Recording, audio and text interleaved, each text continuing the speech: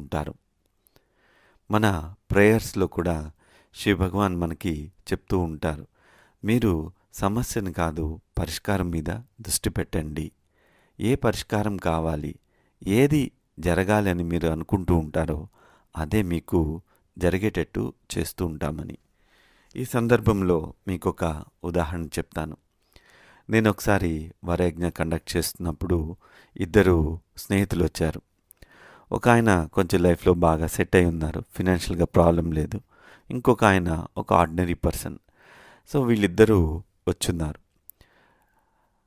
ఇద్దరికి heart problem ఉంది. So ఒక ఆయన ఫినాన్షియల్గా స్ట్రాంగ్గా ఉన్న అతను చెప్తూ ఉన్నారు, నాకు మంచి హార్ట్ సర్జన్ దొరకాలి, కార్డియాలజిస్ట్ దొరకాలి, ఆపరేషన్ అది జరిగి నేను హెల్తీగా ఉండాలి అని ప్రే చేయడానికి వచ్చాను అని చెప్పారు. ఇంకొకతను అడుగుతూ ఉన్నారు, నాకు కూడా హార్ట్ ప్రాబ్లం ఉంది, నాకు అమ్మా భగవాన్ ఒక మిరకల్ చేయాలి, ప్రాబ్లం అనేది లేకుండా నన్ను కాపాడాలి, నా దగ్గర ధనం లేదు, నేను సర్జరీ చేయించుకోలేను, సర్జరీ లేకుండా అయ్యేటట్టు చేయాలి అని ప్రార్థన చేయడానికి వచ్చానన్నారు. సో అట్లానే ఇద్దరు ఆ వరయజ్ఞాల్లో కూర్చోవడము, ప్రేయర్ చేయటము, అందరూ ప్రార్థన చేయటం జరిగింది. మళ్ళీ ఒక 2-3 నెలల తర్వాత కనిపించారు. ఇద్దరు మళ్ళీ టెంపుల్కి వచ్చారు. మొదట ఆయన చెప్తా ఉన్నారు, నేను అపోలోలో అడ్మిట్ అయ్యాను, ఆ సమయంలో ఎక్కడి నుంచో సీనియర్ డాక్టర్ వచ్చారంట. సో ఆయన నా మీద ఆపరేషన్ చేశారు, సక్సెస్ఫుల్గా అయిపోయింది, నేను ఇప్పుడు ఆరోగ్యంగా ఉన్నాను, అమ్మా భగవాన్ కృతజ్ఞత చెప్పడానికి వచ్చాను అని చెప్తూ ఉన్నారు. ఇంకొక ఆయన చెప్తా ఉన్నారు, దాసజీ నాకు మిరకల్ జరిగింది, అమ్మా భగవాన్ మహిమ చేశారు నా జీవితంలో. నేను హాస్పిటల్లో టెస్టులు చేయించుకుంటూ ఉన్నప్పుడు అక్కడున్న ఒక డాక్టర్ చెప్పారు, ఆపరేషన్ అవసరం లేదు, మెడిసిన్తో నయమైపోతుంది అని. ముందు ఆపరేషన్ అవసరం అన్నారు, తర్వాత ఆపరేషన్ అవసరం లేదు అన్నారు. అమ్మా భగవాన్ దయ నా మీద ఉంది, నాకు సమస్య పరిష్కారం అయిపోయింది, ఇప్పుడు నేను ఆరోగ్యంగా ఉన్నాను అని.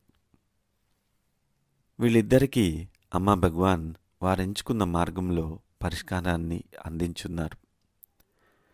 పరిష్కారం మీద దృష్టి పెట్టినప్పుడు తప్పకుండా అది సాల్వ్ అవుతుంది.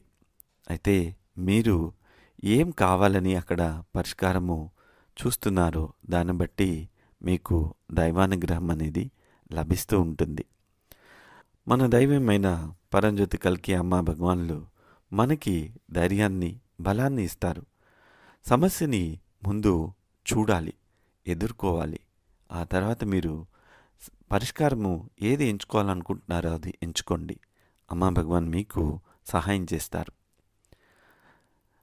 ఏ సమస్య అయినా సరే తొందరగా అది పరిష్కారం అవ్వాలి అంటే మనము మొక్కుబడి ప్రార్థన చేయండి అని చెప్తూ ఉంటాం. ఎందుకంటే ఒక సమస్య వచ్చిందంటే అది ఏదో ఒక చెడ్డ కర్మ ఫలితంగానే వస్తూ ఉంటుంది. మనం మొక్కుబడి చేసినప్పుడు ఒక పూజనో, హోమానో, అన్నదానమో ఏదో ఒకటి మీరు చేస్తూ ఉన్నప్పుడు అది మీ సమస్యని పరిష్కరించడానికి సహాయం చేస్తూ ఉంటుంది. ఇప్పుడు కొంచెంసేపు అవలోకనం చేస్తారు. మీకు ఏదైనా ఒక సమస్య ఉండొచ్చు. సమస్యతో పాటు దిగులు కలుగుతూ ఉంటుంది, నాకు ఈ సమస్య ఎందుకు వచ్చింది అని. మీకున్న సమస్యలకి మీరు చెందుతున్న దిగులు మిమ్మల్ని సమస్యలు అనే ఊబిలోని దించేస్తూ ఉంటుంది. సో మీకు అట్లాగా ఈ సమయంలో ఏ దిగులు ఉంది మీ లోపల, సమస్యలు ఉండొచ్చు, అయితే ఏది మిమ్మల్ని లోపల దిగులు చెందేటట్టు చేస్తూ ఉంది దాన్ని గుర్తించండి.